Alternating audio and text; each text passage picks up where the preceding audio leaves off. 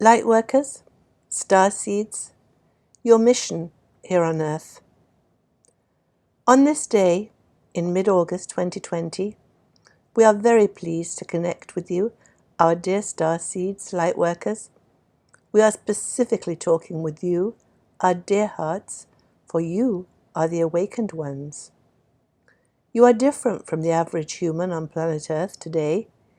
It seems to you, looking around your earthly environment, that all humans are basically the same. Not so. All beings on planet Earth are equal. They are all parts of God fragments, of divine essence, of holy consciousness. Yet they are serving different purposes, and they have a different orientation. They are at different frequencies of understanding, of love and light. You, dear lightworkers, starseeds, now have a deep understanding of the reason for the planet Earth experience. Your frequency is high. You are reaching for the fifth dimension of love. You had no need to come here to clear your karma. You had evolved far past the human schoolroom planet Earth experience. You are great multidimensional beings, living on several different frequencies spontaneously. You volunteered to send a part of yourself to come here to help Earth humanity out of the mire of negativity and darkness into which it had fallen. Many galactic beings have visited Earth over the ages. The reptilians, as they are called, were one of these visitors. Most of these visitors came and went. The reptilians stayed and shared their DNA with some of the human population. As we have so often said, Earth is a schoolroom for learning greater love. Earth humans come here to grow themselves by experiencing the fear that is so endemic on this planet. By feeling the negative emotions of hatred, anger, guilt, shame, blame, apathy and depression, and more, the realization is reached that this is not what the soul, the God consciousness, that is the true reality of the human being, wants. The soul wants love, union with its soul brethren, camaraderie and communion. The soul does not prefer to be isolated and separated from its brethren, lonely and in duality.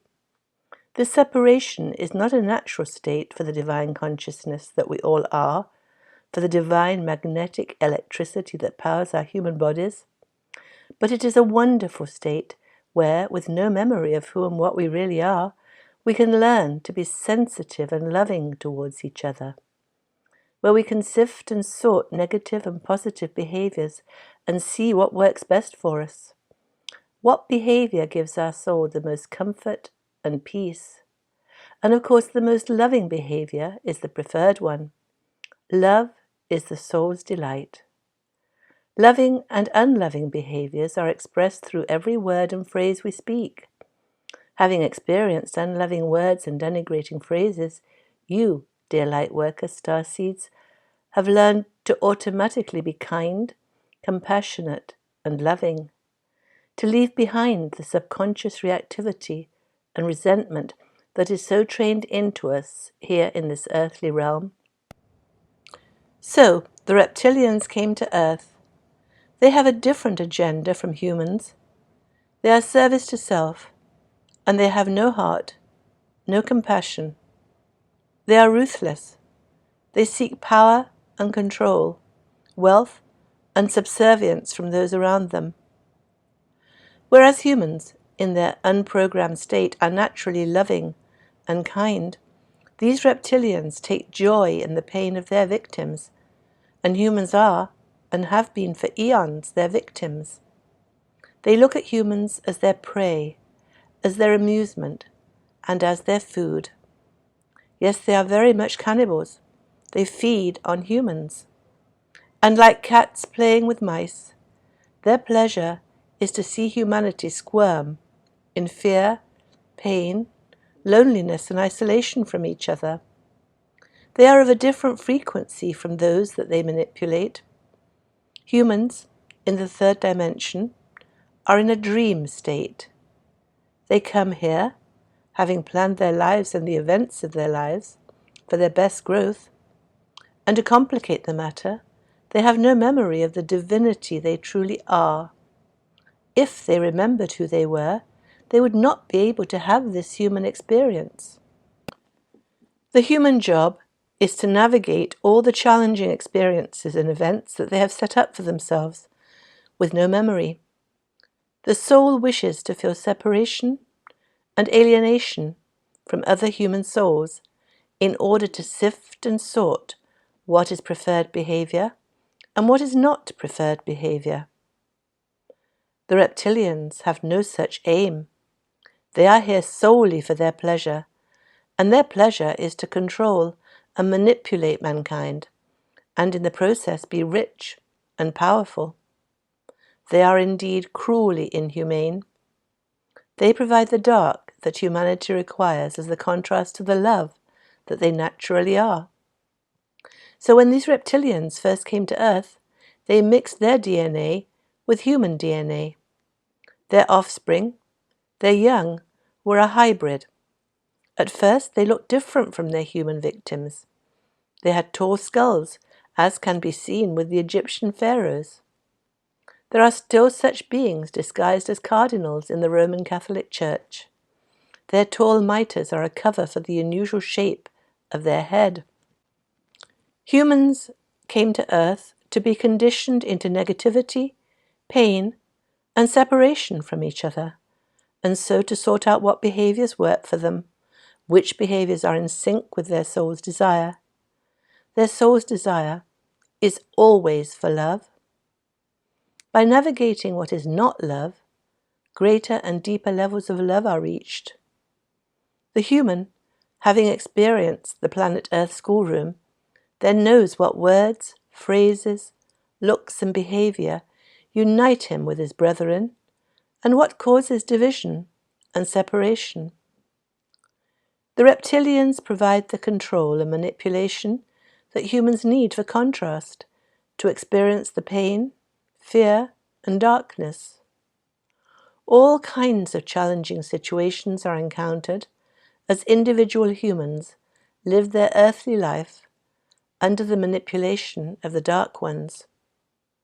So Earth is, in fact, a great stage, a great Shakespearean tragedy-comedy play, being acted out by all its inhabitants, and the inhabitants of planet Earth are actors on this stage. But this play got out of hand. The reptilians were so clever and adept at their control that human beings were deeply hypnotized into negative thoughts and fear. They were deeply enmeshed in the deception-perception, the illusional delusion of the planet Earth experience. The humans did not realize how they were controlled and manipulated. The powers that be made sure that fear was the order of the day, for fear made humanity malleable and easily controllable. All of the pandemics, wars, religions, governmental structures, taxes, rules and regulations, events that take place on planet Earth, have been orchestrated by the controllers, the powers that be, who are the descendants of the reptilians. These rulers are few in number. How can the few control the many? By psychological warfare. They manipulate humans into controlling each other. The power of words is magnificent indeed, and the reptilians know how to use them. Words repeated often, combined with certain harsh sounds and heavy colors, are fearfully hypnotic. They can also be lovingly hypnotic, as you well know, dear lightworkers, starseeds, for you now use them in such a loving manner all the time. And words can be evil and hateful, full of fear, creating panic and a feeling of imminent disaster and doom. Such is our situation today. The mainstream media is not the information source it purports to be. Quite the opposite. It is the disseminator of the reptilian agenda. It is propaganda. The few, who are the powers that be, control the media.